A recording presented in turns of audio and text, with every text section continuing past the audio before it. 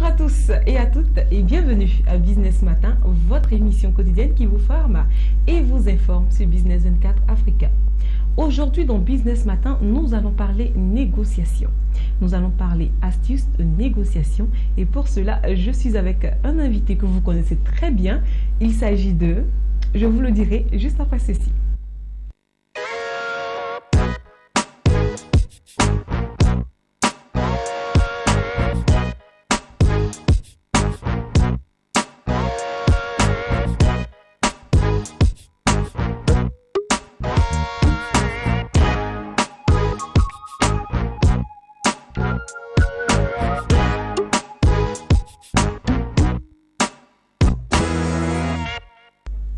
Aujourd'hui dans Business Matin, je le disais tantôt, nous allons parler négociation et donc je vais négocier aujourd'hui la présence d'un invité de marque avec vous.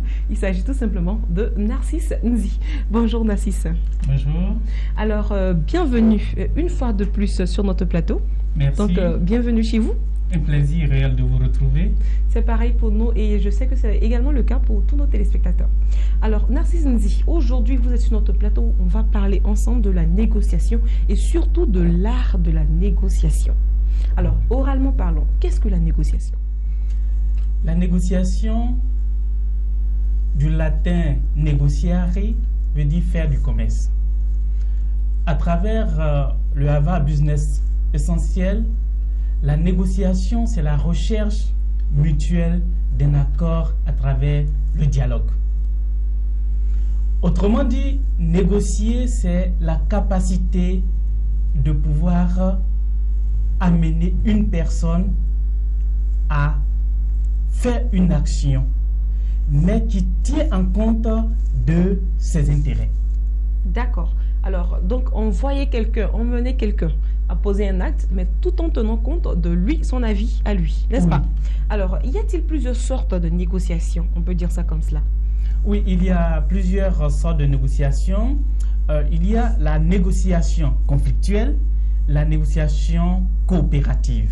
Alors, la négociation conflictuelle, ça me parle.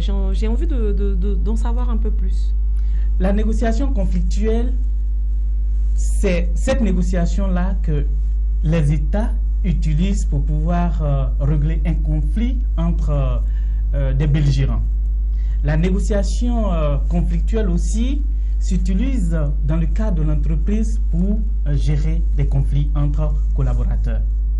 Mais il est important ici de préciser la portée de la négociation coopérative ou collaborative, selon ce que Roger Fisher et William Ury décrit dans leur ouvrage qui est, j'allais dire, un best-seller, Comment réussir une négociation. Ici, la négociation coopérative est pour le manager l'outil ou la clé de voûte qui va lui permettre de pouvoir amener ses collaborateurs à adhérer à une vision, à adhérer à un projet. Négocier, convaincre, persuader fait partie aujourd'hui de la vie de tout manager. Que vous soyez cadre, que vous soyez directeur de société, vous passez 80% de votre journée de travail à négocier en interne comme en externe. Quand vous partez, par exemple, pour conclure un marché ou bien un contrat, c'est de la négociation que vous faites. Quand vous partez, soit par exemple dans le cadre d'un projet d'embauche ou bien de recrutement, c'est aussi de la négociation que vous faites. Mais en même temps, on peut ouvrir une canne pour dire que la négociation peut se faire dans la vie professionnelle comme dans la vie personnelle. Alors, tout de suite là, vous me dites immédiatement qu'il existe alors deux sortes de négociations, n'est-ce pas? Oui. Alors, comment on négocie? Y a-t-il une formule magique pour la négociation? Il n'y a pas de formule magique de négociation, mais il y a des outils qui vont nous permettre de pouvoir négocier. Alors, quels sont donc ces outils? Ces outils, d'abord, c'est la confiance en soi. On revient, c'est l'élément clé. D'accord. Vous voyez, Marie-Claude Nivois, à travers son ouvrage L'art de convaincre, ou bien j'ai dit l'art de persuader, dit que l'élément le plus important qui va vous permettre, en tant que manager, de pouvoir convaincre, c'est la confiance en soi. Pour le commercial, cette confiance en soi que le commercial va mettre de prime abord lorsqu'il va au contact d'un client, c'est de pouvoir traduire soit la signature d'un bon de commande ou bien d'un contrat. Oui. Donc, c'est ça l'élément principal, donc la confiance en soi.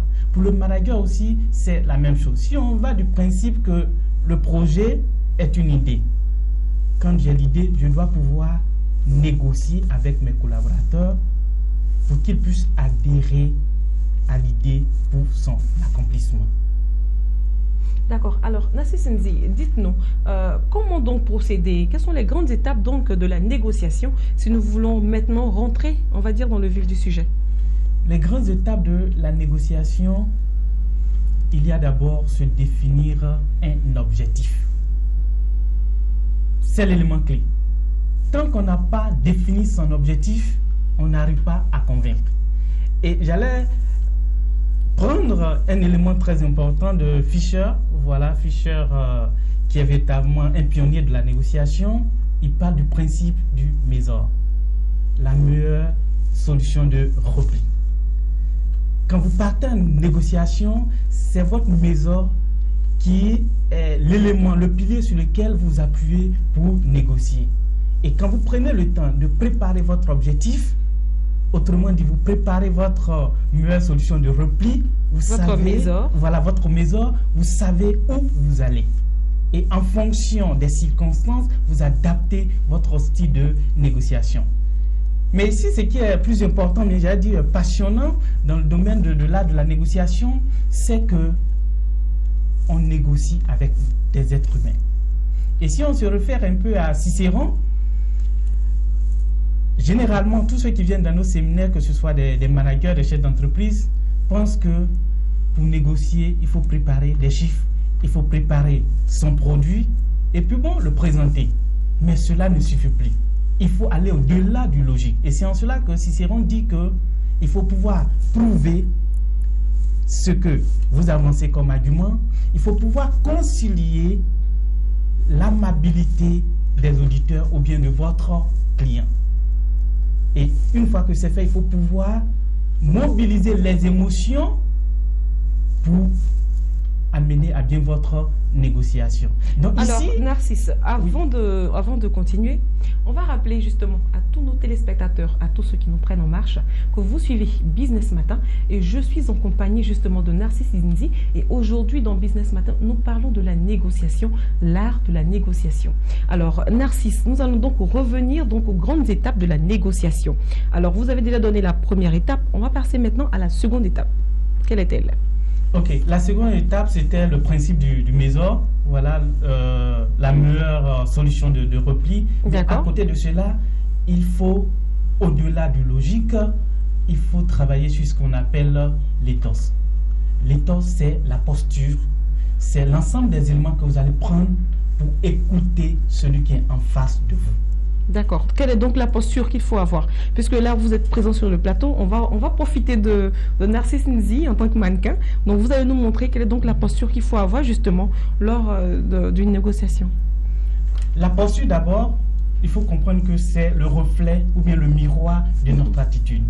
Quand je suis en face de vous, si j'ai une certaine confiance en moi, si j'ai l'assurance en ce moment, à travers ma posture, vous pouvez deviner.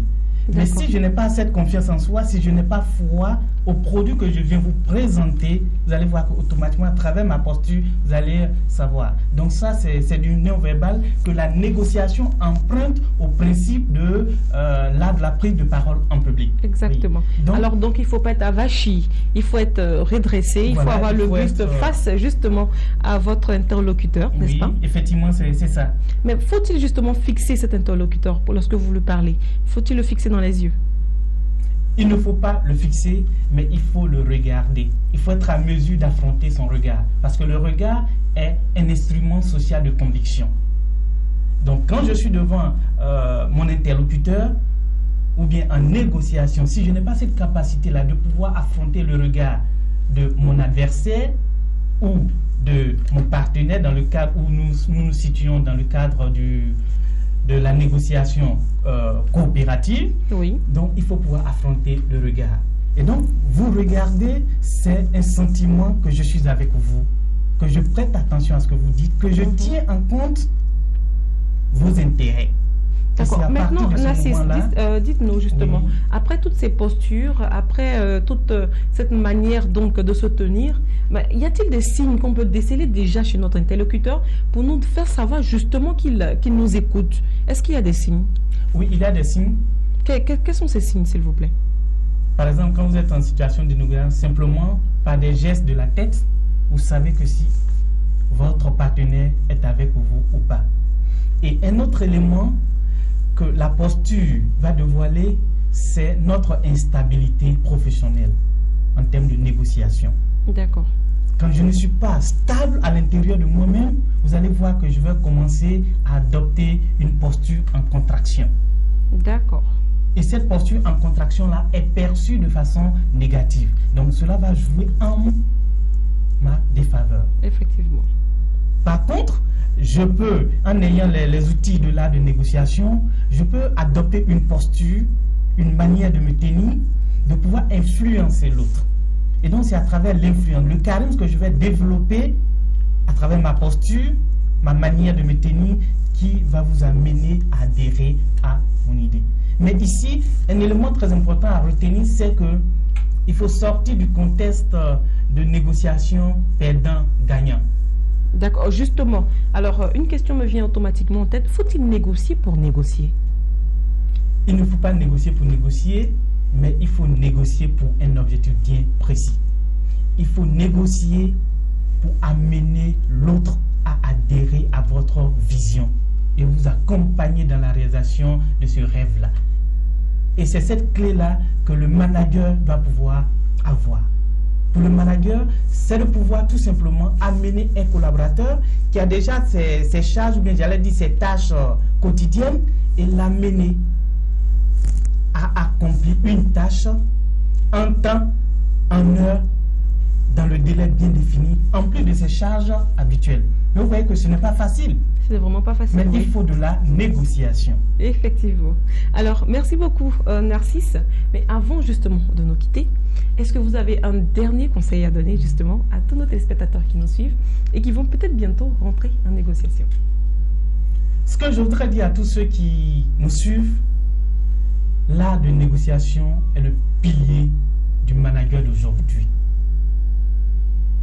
Votre pouvoir de mobilisation, votre pouvoir de conviction va passer par la force de la négociation que vous allez chercher à avoir. Et cela va automatiquement mettre de l'impact. Comme disait Marie-Claude Nivois, à travers l'art de persuader, l'art de convaincre, c'est de l'impact que vous allez avoir à travers les outils de la négociation. Et juste encore dire que les principes, c'est le non-verbal. Et ce non-verbal-là, je tiens à le rappeler, 93% de votre pouvoir de conviction va passer par votre non-verbal. Le non-verbal, c'est le charisme, c'est la confiance en soi. Quand vous avez cette confiance en soi, quel que soit l'endroit où vous vous situez pour négocier, vous négociez en tant que vainqueur, mais en tenant compte des contraintes de l'autre. Et en ce moment-là, vous voyez que c'est un accord mutuel. L'autre partie est satisfaite, vous aussi vous êtes satisfait, et en ce moment, vous formez une équipe gagnante. Et alors, une équipe gagnante, c'est la raison pour laquelle justement Narcisse Nzi était présent sur notre plateau pour nous donner donc les aptitudes d'une équipe gagnante, d'une bonne négociation et surtout sur l'art de la négociation. Alors, justement, après vous, nous avons un individu, j'ai envie de dire, quelqu'un qui va venir justement sur notre plateau. Il s'agit de notre community manager. Il se nomme Sylvestre Aferi. Il va venir ici nous présenter justement une autre manière justement de négocier. Et cette manière est tout simple. Comment éviter les personnes indésirables dans votre mail? A tout de suite pour Infotique.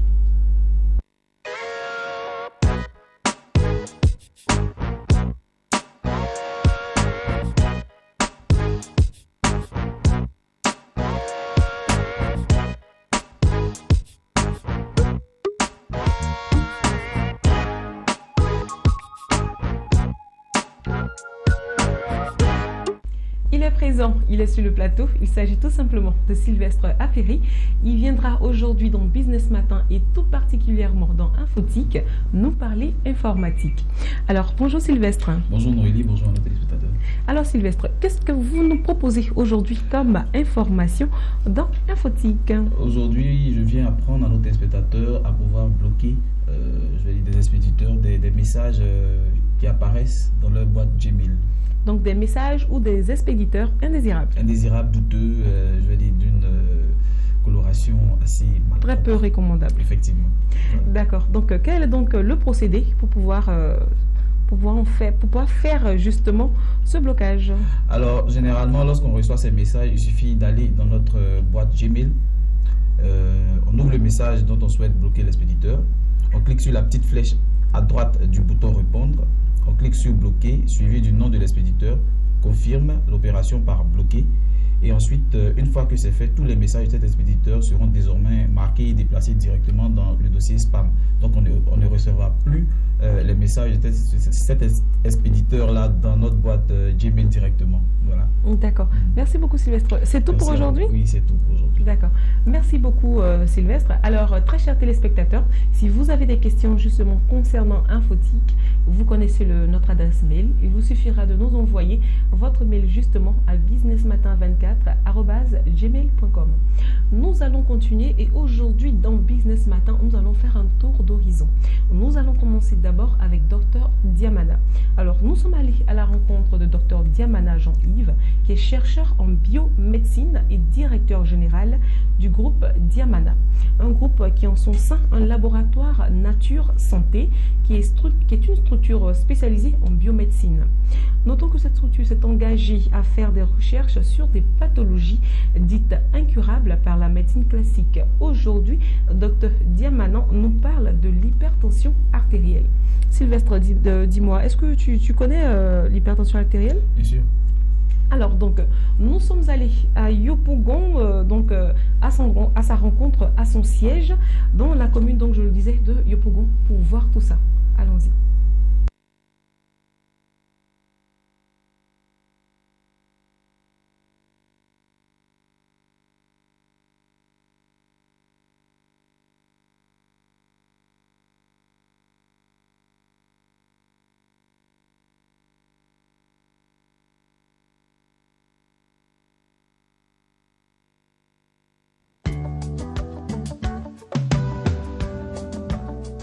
Je bénis d'abord la main de Dieu qui me conduit à ce plateau télé. Je suis Dr Diamana, biomédecin chercheur, directeur général du groupe Diamana. Le groupe Diamana qui a en son sein une entité appelée le laboratoire Nature Santé. Le laboratoire Nature Santé même qui lui s'est spécialisé dans les recherches sur des pathologies déclarées incurables par la médecine dite classique, entre autres le diabète, l'asthme, l'ulcère, les hépatites virales, le cancer de la prostate.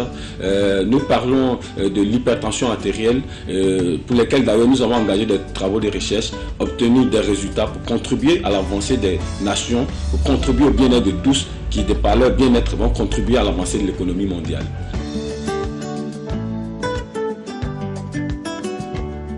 L'hypertension artérielle se définit comme la pression trop élevée du sang exercée sur la paroi des artères. Vous comprenez, la pression, c'est-à-dire quand le sang tourne au-delà de la valeur normale, de la force, la pression requise, on parle de l'hypertension artérielle. C'est la pression trop élevée exercée par le sang sur la paroi des artères. Lorsque, à ce niveau, le sujet va contrôler la tension, elle va dépasser la valeur normale. Hyper veut dire au-delà de la valeur normale.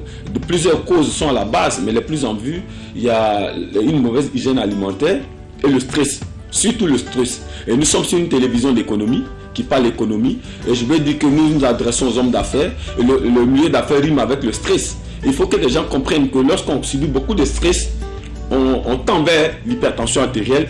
L'hypertension, quand elle va se manifester comme sur battement de cœur anormal, les pertes d'équilibre, les céphalées, c'est-à-dire des maux de tête violents, des brûlures à la nuque, vous comprenez, et le sujet peut faire le vertige, les pertes d'équilibre, il va faire des douleurs lombaires atroces, attendez, par abus de langage, les gens parlent de maux de reins, vous comprenez, le sujet, il pourrait connaître un dysfonctionnement érectile, parce que quand le sujet fait une hypertension artérielle, ça pourrait avoir une influence sur sa sexualité. Donc il va connaître des dysfonctionnements érectiles très avancés, il peut connaître des fourmillements dans les bras, dans les mains et dans les pieds.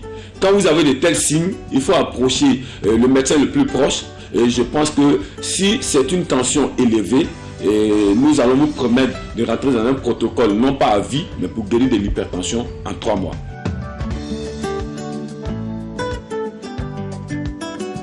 Oh, par votre bien, nous voulons rassurer l'ensemble des téléspectateurs. Depuis 10 ans, nous avons engagé des travaux de recherche. Comment se manifeste l'hypertension, les signaux que nous avons définis tantôt, les origines, nous les avons cernés. Un but de cette donne selon laquelle l'Afrique est le berceau de l'humanité. Nous sommes rentrés dans la nature, prélevés donc des plantes parce que nous sommes dit, les Africains ont vécu avant que les autres continents ne soient habités. Aujourd'hui, on nous dit que l'hypertension est déclarée incurable. Non, je veux dire, nous avons pris des plantes, étudier les principes actifs, le taux de toxicité, faire des jonctions et nous avons conçu un produit naturel appelé Normatension. Normatension censé guérir l'hypertension artérielle en 90 jours. Le sujet y est soumis à un régime alimentaire. Dès l'entame du traitement avec nous, consomme le sel. Il consomme le sel dès l'entame du traitement et il a 3 mois pour guérir de l'hypertension artérielle. Donc, nous voulons dire, Business 24 était une télé d'économie.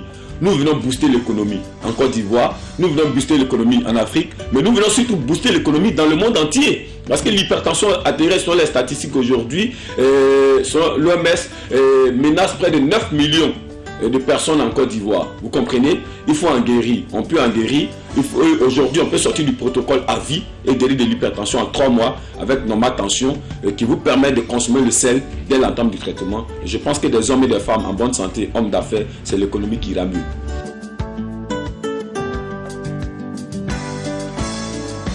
Nous voulons dire à tous ceux qui nous reçoivent maintenant que le produit que nous présentons est 100% nature et sans effet secondaire. Ça a l'avantage d'éradiquer les impacts de l'hypertension artérielle au point de vue surtout andrologique. Parce que lorsqu'un homme fait l'hypertension artérielle, il va connaître un dysfonctionnement érectile. Entendez par la faiblesse sexuelle, éjaculation précoce, érection molle. Voici donc une solution naturelle pour sortir de tous ces maux.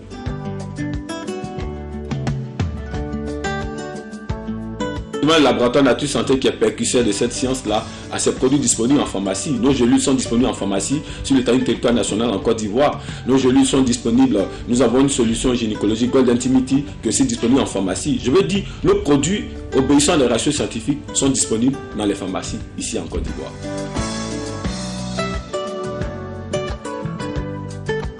Géographiquement, à Yopougon, nous sommes après le palais de justice, dans les environs de la pharmacie à Kadioba. Pour nous décrochons 06 39 14 71, c'est d'ailleurs le service consommateur 06 39 14 71, 40 83 33 10, 40 83 33 10. Nous sommes aussi au deux plateaux Latry, non loin de la gare de Roro sur le Latry, je veux dire en provenance de l'ENA en partance pour Sokosé. Nous sommes là-bas au 40 83 31 51. 40 83 31 51. Nous nous inspirons de l'évangile et je pense qu'avec Dieu, il n'y a pas de maladie incurable et nous voulons contribuer à l'amasser de l'économie.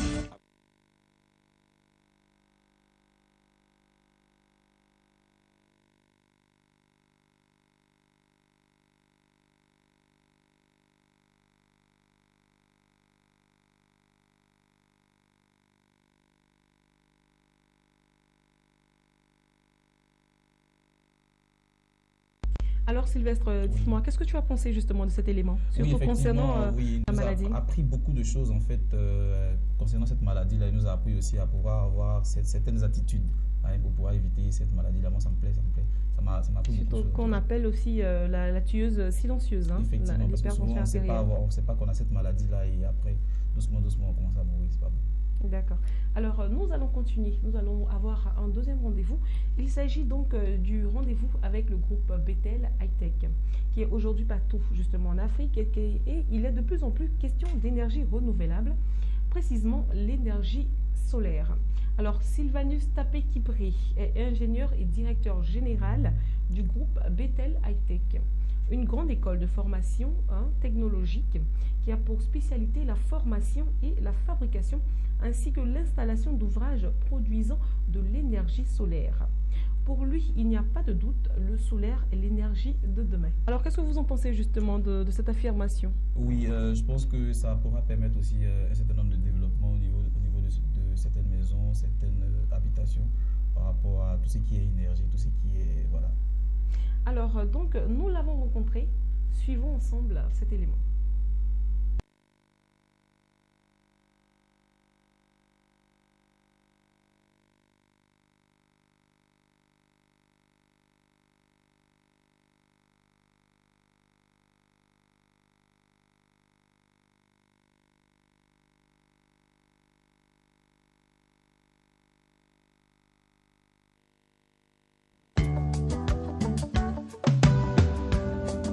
L'énergie solaire, c'est une énergie qui provient, dont la source est essentiellement solaire. Ok? Et donc, la définition est toute simple. Contrairement à l'énergie hydroélectrique, dont la source est de l'eau, les barrages hydroélectriques que vous connaissez, mais l'énergie solaire, la source, ce sont les rayons solaires. L'énergie renouvelable parce que, comme je le disais tantôt, la source, elle est solaire. Et donc, tant que le soleil existera et que le soleil émettra des rayons solaires, cette énergie ne va jamais être épuisée. Par conséquent, elle se renouvelle chaque matin. C'est-à-dire, on dort aujourd'hui, demain matin, quand il joue, immédiatement, nous avons des rayons solaires. Donc, d'où le thème renouvelable.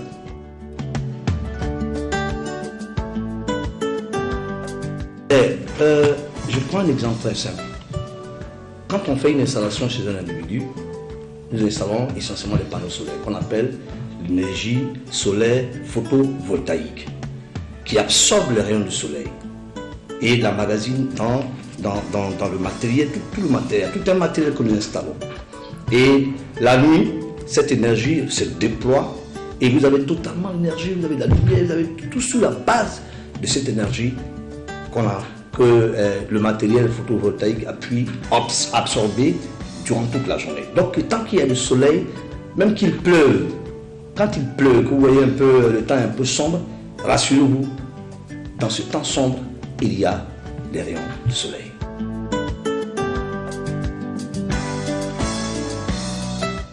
Pour vous montrer un peu l'impact économique de cette utilisation de cette énergie renouvelable, d'où l'énergie solaire, je prends un exemple très simple. Vous êtes un particulier, vous me rencontrez pour que je fasse une installation chez vous.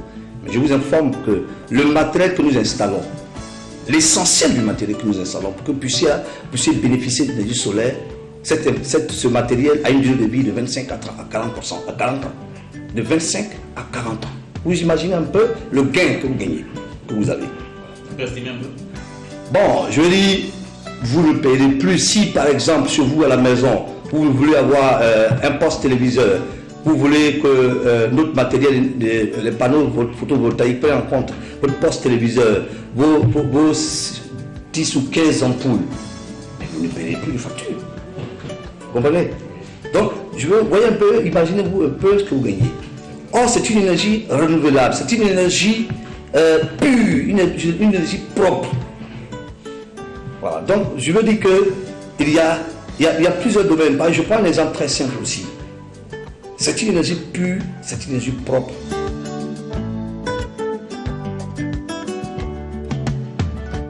Il est important que, aujourd'hui, on voit les panneaux solaires un peu partout dans les rues, vendus par les commerçants, mais qui n'ont aucune notion de l'utilisation. Donc, nous sommes une école et déjà nous avons à notre actif 300 étudiants ivoiriens formés, jeunes gens formés et opérationnels sur le terrain, qui ont une formation de pointe. Donc, il est important d'abord de former les jeunes, de les encourager à venir se former, parce que c'est une énergie pleine d'opportunités. C'est un métier, un nouveau métier, c'est un métier d'avenir. Donc il est important, nous à notre niveau, pour vulgariser, pour faire connaître cette énergie à la population, nous encourageons les jeunes à venir se former. De sorte que quand un parent, parce qu'il y a des gens, on les voit chez un panneau à gauche et à droite, mais ils n'ont aucune notion d'utilisation. Nous, on se dit, en formant les jeunes à maîtriser ce secteur, avec des techniciens dans ce domaine, je crois que c'est la meilleure manière de vulgariser et de faire connaître davantage cette énergie à toute la population ivoirienne.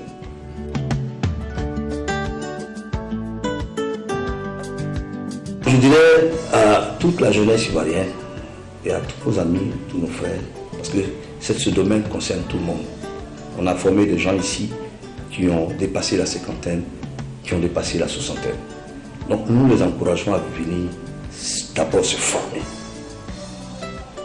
Et après la formation, ils auront plus d'outils nécessaires pour pouvoir faire eux-mêmes leurs propres installations et pourquoi pas travailler pour en faire un métier. Donc l'appel que je lance, c'est que nous sommes là, nous sommes ici à Abidjan, nous sommes installés à Abidjan grâce à votre structure, je pense que beaucoup nous connaîtront. Nous sommes là et aujourd'hui, comme je le disais tantôt, nous avons un autre actif de 300 jeunes formés. Et là, actuellement, je vous parle, dans la ville de Yamoussoukro, il y a une soixantaine de jeunes dont la formation a commencé la semaine dernière. Donc, c'est un métier qui est nouveau, c'est un métier d'avenir. Donc, il est important que les jeunes que les jeunes qui ont certainement eu des problèmes au cours de leur circuit scolaire, de venir, il n'est pas trop tard, ils peuvent embrasser ce métier et en faire cette formation en fait un métier. Voilà.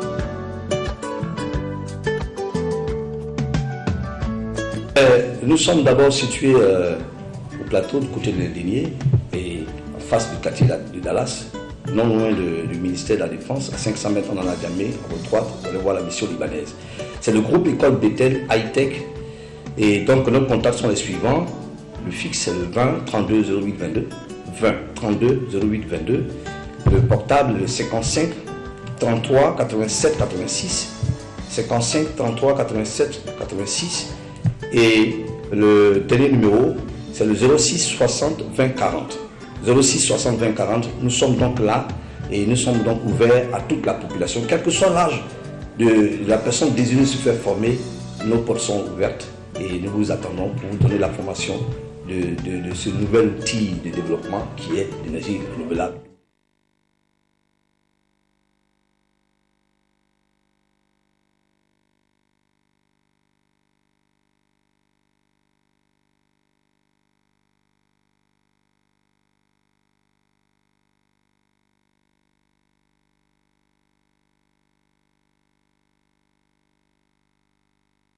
Voilà, alors j'espère que vous avez apprécié Business Matin aujourd'hui. Nous étions en compagnie donc de notre invité, Monsieur Narcisse Nzi. Et après, nous allons faire donc un petit break avec Sylvestre Ferry dans le cadre d'Infotique. Et nous avons achevé justement aujourd'hui avec nos téléspectateurs qui nous ont présenté justement des activités. Nous sommes allés à leur rencontre et nous avons vraiment apprécié. Quant à vous, si vous avez aussi des activités que vous voulez faire connaître, il vous suffira tout simplement de nous envoyer un mail à notre adresse businessmatin24@gmail.com ou de composer le numéro qui s'affiche maintenant juste au bas de votre écran, c'est-à-dire le 09 98 93 89, et nous ferons une joie immense de vous recevoir justement dans notre émission et pourquoi pas nous rendre chez vous et présenter votre activité à tout le monde. Alors, Business Matin pour aujourd'hui, c'est fini. Merci à tous de nous avoir suivis.